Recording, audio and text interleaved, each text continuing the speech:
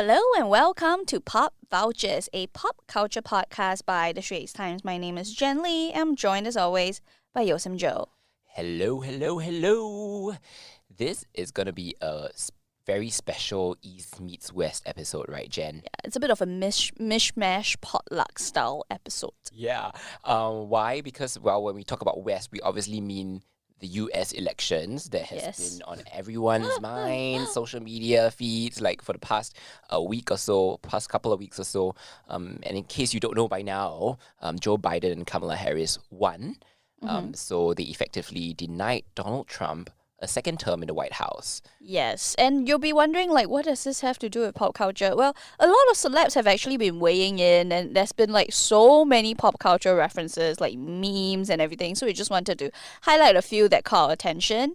And on the east side, I have a bit of, Asian drama. Yeah, plenty of drama going down, right? Yeah. What's happening, Jen? There's a bunch of stuff, but I think the one that really stood out in the past 2 weeks was, Red Velvet's Irene getting called out for bullying, right? And she had to apologize, and a lot of Red Velvet's appearances have been pulled. So we'll go a bit deeper into that and what happened, and just our reactions. And Sam Jo doesn't really know what happened, so I'm gonna be telling him what happened. Sorry, I very swaku, but Red Velvet as in the cake or Red Velvet, the K-pop group. Oh. Yo, what? I don't know.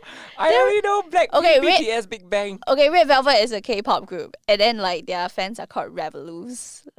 Yeah. Oh, okay. Yeah, so one of the leader is Irene. So she's actually the leader of the group, and she's got into some trouble lah. So we'll talk about it a bit more later. All right. So where do we want to start, East or West?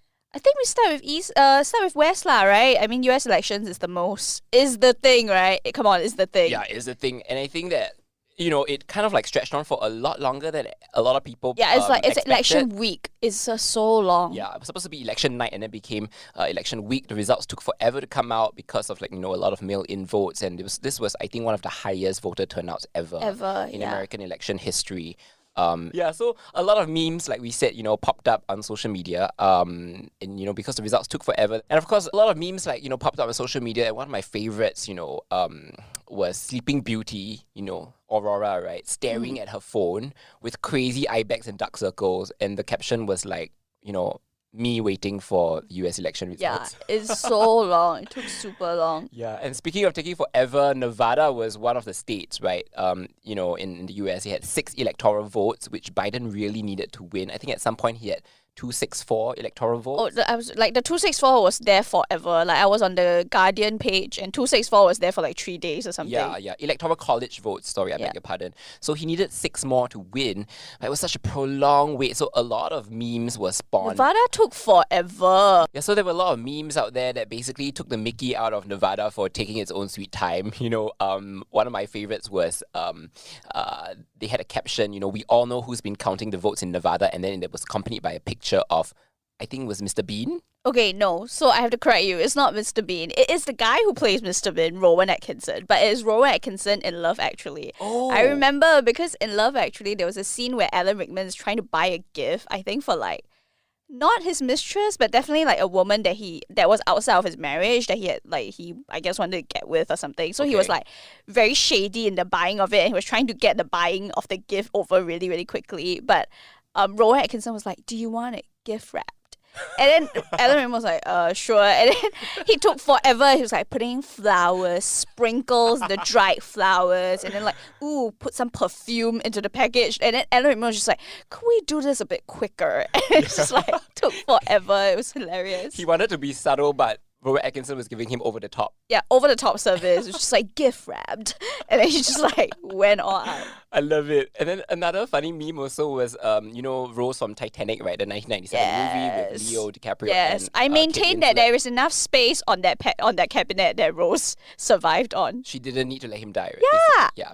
Anyway, if you watch the movie, you get to the end, you know that, Rose eventually survives, and she says something like, it's been 84 years, and she recounts this tale many years ago. It's old Rose. It's old lady. So the meme was basically old Rose saying it's been 84 years, and the caption was when Nevada finishes counting. So that was quite funny.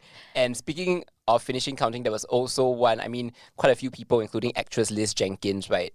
They used this classic song Back at One by Brian McKnight. I'm not sure. Do you know the song, Jen? No. It's the one that goes like, 1, you're like a dream come true. 2, just wanna be with you. 3, girl, it's plain to see that you're the only one for me. This feels very 90s. Yeah, but basically it's very slow counting 1, 2, 3, and then obviously it was like, this is how Nevada counts ballots. So that was quite hilarious. And of course we had, quite a few states turning blue.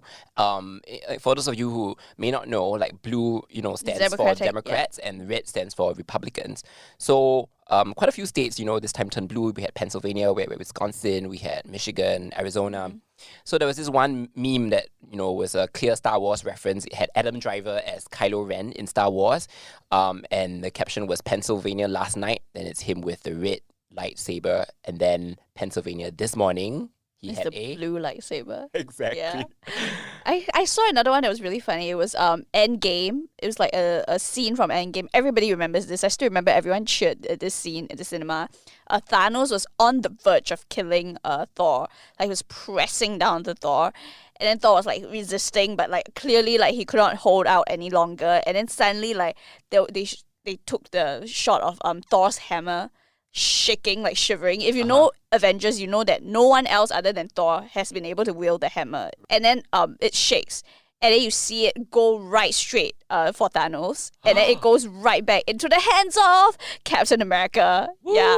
So it was like Captain America, it was like I can't remember, I think they put like Pennsylvania, Wisconsin, Michigan or something. So like it was like on the verge of losing and then like they come in with the extra votes. Right, then coming in and dealing the final blow. Right. Yeah. Also, some celebs kind of got caught up in the whole thing. Like, I think a few weeks back, Chris Pratt was like, the internet was just like, Chris Pratt is the worst Chris. But like, Chris Pratt has been the worst Chris for a while, but it kind of sort of blew up recently because if you don't know, there are 4 Chris's in Hollywood, right? So 3 of them are in the Marvel Universe. So there's Hemsworth, Evans, Pratt, who are in the Marvel Universe. And then there's Chris Pine, my favorite, who is in the Star Trek universe and Wonder Woman.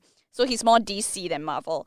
Then like, I think Chris Pratt got dragged because Chris Pratt was like, you know how a lot of celebs in the lead up to the election was like, vote, it's so important to vote, exercise our civil rights, exercise our civic duty, we should do this, blah, blah, blah. So a lot of celebs were saying that. And then like Chris Pratt like posted a whole thing about how you need to vote. It's super important to vote. And then he went and what he wanted people to vote for was for Onward for Family Movie of the Year. Or else you will die. No hyperbole. Oh my god. So he actually used it to plug his movie. Yeah, he was trying to get people to vote for Onward for People's Choice Award. Like for Family Movie of the Year. So everybody was just like, are you seriously like mocking people for asking other people to vote? Are you not reading the room? Like clearly this election has been one of the most divisive and most important and I guess like nerve-wracking for Americans like in the longest time, right? Yeah. And then he comes in here and is like, vote for Onward or you will die. And the people are just like, dude, this is super tone deaf. Yeah. And like, he probably thought it was humorous because he knew everyone was saying vote. So he was like, vote for, and then plot twist, my movie. But it's just like, it's super like not reading the room right? So like, of course he got dragged. And like there's other stuff too, like Chris Pratt has always been the least, I think, politically outspoken amongst the Chris's. Or at the very least, I think he has like sort of like views that I think a lot of people can't really agree with. Like he goes to a church that supports conversion therapy or something for like, homosexual individuals. He hunts, so like he kills animals, right? He hunts, like things like this, like gun toting, kind of like all American dude kind of thing that I think turns some people off. So people are like, he's the worst Chris. And then like for some reason, his Marvel castmates got up to defend him. And like Mark Ruffalo, like Robert Downey Jr. So Mark Ruffalo was like, he's just not overly political as a rule. Like they were like, why are you asking him to make a stand? Why are you asking him to be progressive? Like he's just not overly political as a rule. And then people got even more upset because they were like, it's super privileged to be able to not be overly political. Like to detach yourself from politics means you are at a position of privilege, right? That is like, yeah, it doesn't matter what. No subsidized healthcare. Right. Don't need what, I have money, no workers' rights. It's okay what, I can don't work for the rest of my life. It is a level of privilege that you have to not be not care about politics, right? Right. Yeah. Are we being too harsh on him? I mean, are those people being too harsh on him? You actually agree what they say? I think, yeah, I agree with it. I also think like he shot himself in the foot lah with the onward thing. Right. Like just keep quiet, right? Like it doesn't hurt you to shut up. Like I don't know why he felt the need to do that. But yeah, I also think like people in general, especially younger people, like they sort of there's a trend like, I think especially in younger Celebrities? no, like younger audiences, that they want their celebrities to align with views that they have. Like they are looking for celebrities who have share the same values for them. So I think like, especially nowadays you see like the TikTok crowd, like the K-pop, how the K-pop fans booked out a Trump stadium, that kind of thing. They're very politically engaged. So maybe that's why they are a bit like, I don't want celebrities who pretend like they don't have a view on things. You're right. Nowadays, like audiences are a bit more critical in terms of like who they idolize. They want to they're not just looking at their craft or their say movie or like music output. They're looking at also what they stand for, the values that they align themselves with. So I guess a lot of people can't really defend Chris Pratt on this one. I guess the poor guy. Yeah. Oh well. All right, now if you're enjoying this episode of Pop Vultures so far, do find us on the Straits Times podcast channels. We have Google Podcasts, Apple Podcasts, we have Spotify. Some of our episodes are also on YouTube, so check those out and don't forget to like and rate us. All right, back to our show. At this point, we just want to say that one of our pop culture references earlier completely flew past our podcast assistants here. So we have two assistants with us, our colleagues, Firmann and Adam. Yes. They don't know what love actually is. They don't know what love actually is, guys. So, Wait, I'm like shocked. I was talking about Love Actually the whole time and you guys had no idea what I was talking about. They were nodding politely and like, And I was like, hello, you've never heard the song like, I feel it in my fingers, I feel it in my toes. Then Christmas is all around us. Okay, never mind. It's fine. And this is why Pop Vultures is a safe space, and it's all about us learning about pop culture together.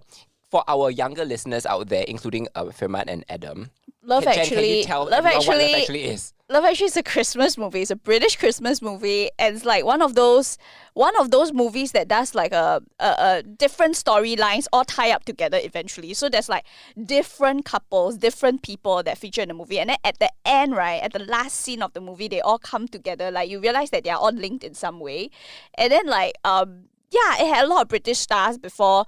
Some of them when they were very famous, some of them before they got famous. So there was like Keira Knightley, Hugh Grant, there was Martin Freeman as a porn actor before he got famous in Sherlock. There was Andrew Lincoln before he got famous in The Walking Dead. Like there was a bunch of people. And there was Alan Rickman before he was in Harry Potter as Professor Snape. Yes. Yeah, rest in peace. There was wait, I think it's not before he was Snape. Was it? It was 2003 though.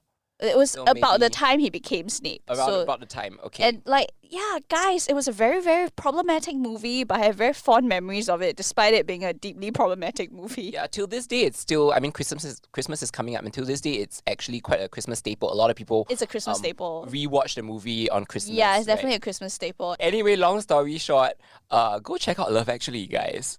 Yeah. Okay, on to Asia, all right? We have a lot of Asian drama going on recently. Jen is our live correspondent and she's reported on like a lot of these I'm like events. the K-pop person.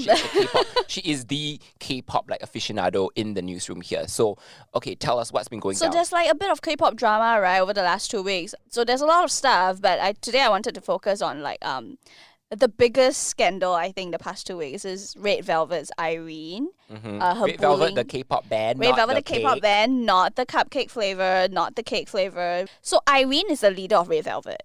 And then basically what happened was there was this fashion editor / stylist person who went on Instagram and like just posted wrote a post about how she was reduced to tears by a female idol who basically like took 20 minutes to just like lash out at her and verbally attack her, and she felt very deeply disrespected because she had been in the industry for 15 years and she has never suffered anything like this, so she was very upset, right? And then she, at the end of the post, she tagged Psycho and tagged Monster, #Psycho, #Monster.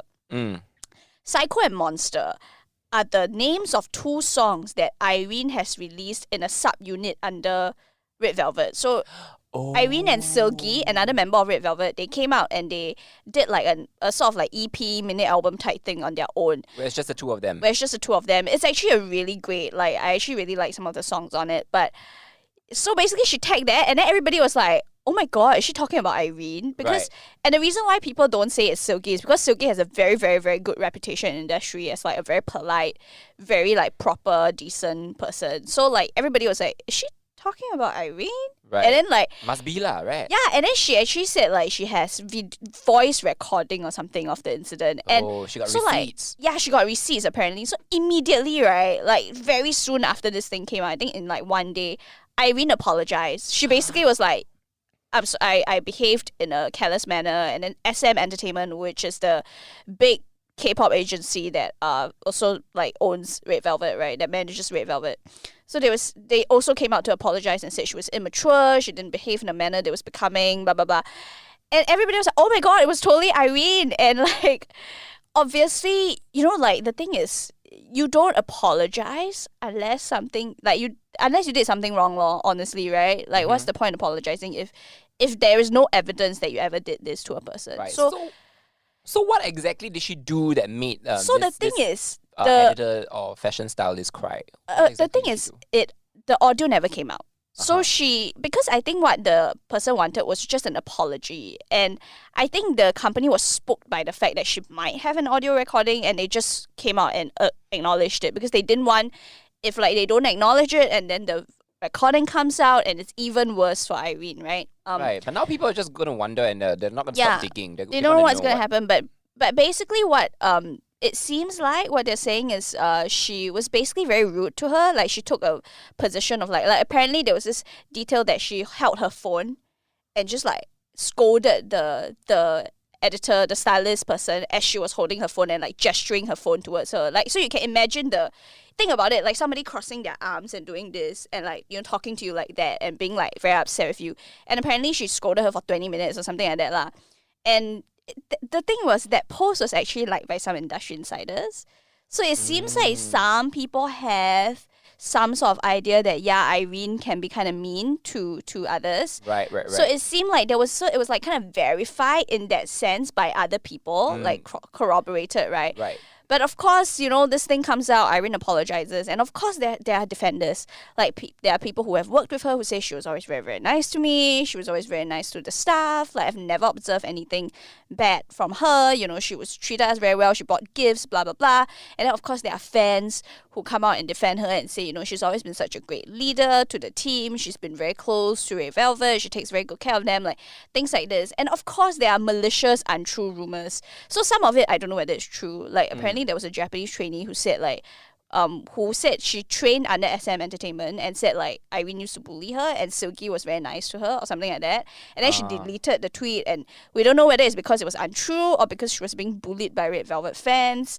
Then there was like obviously like untrue stuff that was mixed in with a lot of other rumors about Irene, like people saying, oh, she bullied me, she was on this movie, blah blah blah, like, and then it turns out that these people are not legit people. So like there's a lot of stuff, but what we know is Irene apologized for scolding a fashion stylist apparently for like 20 minutes, and it was not just that stylist, it was also her and like her 2 staff members.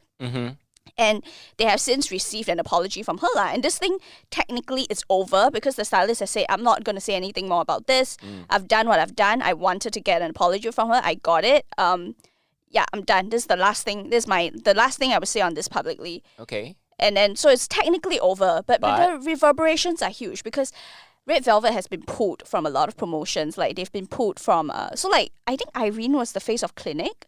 And you can't really find pictures of her anymore. They have been pulled from, like, shows where they were performing. And then their performances were cut. And then, like, the TV station say, oh, we just, like, didn't have time to fit them in. Which, like... Come on lah, Red Velvet is one of the biggest K-pop groups. It's like Blackpink twice Red Velvet, right? Like, they're one of the biggest K-pop groups, and then you say you don't have time to fit them in. Like, it's very clearly it's because of Irene. So there are people who are saying, should she quit the group so that the group can still continue on in a healthy manner and like they won't be dragged down by her? When you're a part of a group, right? As long as there's one black sheep, the whole group gets dragged down. What do you think? I mean, this is cancel culture all over again, isn't it? Yeah, and like, okay, so the thing is, I think, personally, like, she apologized. So clearly she did something wrong, right? I think that it's very clear that she did something wrong. And people who are out here saying she was very nice to me, she bought me gifts, it's like the Ellen DeGeneres thing all over again. Like, yeah, people can be nice and mean at the same time. Like, two things can be true. She can both be very, very nice to staff A, or maybe an entire team of people, and have been very mean to another person. And even if she was like in a bad mood and that was the only day she ever flared up at someone, she still flared out with someone, like she still did something wrong, right? So there's no need to overly defend her, which is something that I observe in a lot of fans. Like they feel the need to sort of make excuses or sort of say like, yeah, she did something wrong, but she apologized. She is still our leader forever. We still love her. And, you guys shouldn't be like jumping in and blah, blah, blah. And I feel like, just like leave it a little bit. Like you see this tendency in fans to sort of like really defend the idols that they love. Like I've seen it before. Look, I've written articles about Seungri, and I get hate mail about people. I get people who tell me that I'm being biased about Seungri, that I don't know anything about him. Seungri from Big Bang. Seungri from Big Bang, who had like a whole like scandal like regarding like illegal activities at his club, like sex deals, blah. There's a lot of stuff, okay? Yeah. Like, yeah, people feel the need to defend, like, idols so strongly. And I feel like, guys, she did something wrong. She said she did something wrong. Like, just let her shoulder the burden of that. Like, she's 29 or something. Like, she's almost 30. She's a full-blown adult. You do not need to make excuses for her and say maybe she was in a bad mood. She was always so nice to other people. Like, so many people are coming out to say that she was always nice to them. Why don't you all believe those good things? It's like, let her take what she has to take, Like, right. I think that's the healthy way to support an idol, which is that when they do something wrong, you're like, yes, you did something wrong and you have to shoulder some consequences for it. But, when you have, processed that, when you have acknowledged that, and when you have atoned for whatever things that you were deemed to have done wrong, then we are still here for you, But there are so many people who would just jump up immediately and say, oh my God, how can you say this about her, blah, blah, blah, and like, she's our favorite, she's the best, blah, blah, blah, like. The kind of blind faith in the idol, like, and like, just like disregarding the evidence that is placed before them. I get that, but I also think that when such conflicts, as long as they surface on social media, once it's in the social media realm, it becomes a kind of like a theater, a performance, So there will always be two sides of the camp, or even 3 or 4 sides, depending on how many people are involved. You know what I'm trying to say? And I mean, fans are fans at the end of the day. This Irene definitely has, left such a deep impression. She has like 7 million followers on Instagram, so she's not like, she's popular. People love her. People like idolize her. We get it. You can't really stop them from jumping to the defense. I think it's more of like just for them to show solidarity.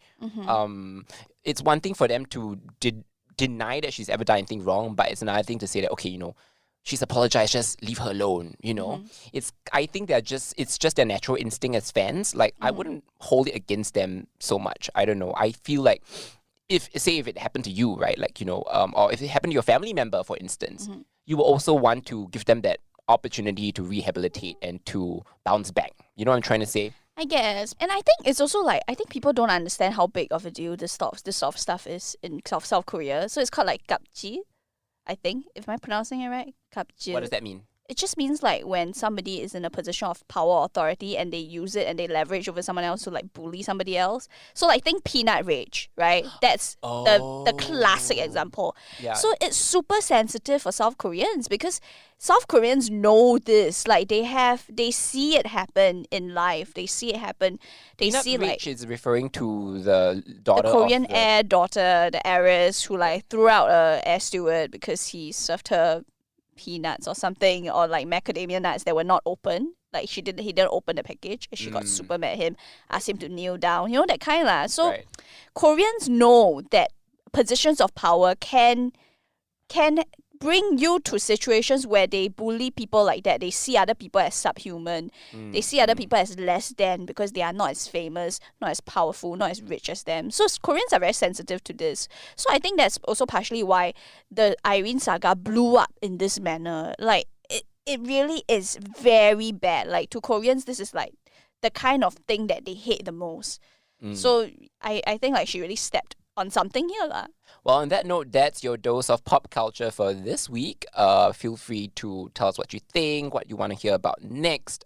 Please write to us at podcast@sph.com.sg or janlee@sph.com.sg or yeosamjo@sph.com.sg. You can also slide into my DMs at janlee writes on Instagram. Tell me, your fave Chris, your worst Chris. Tell me about Red Velvet Irene.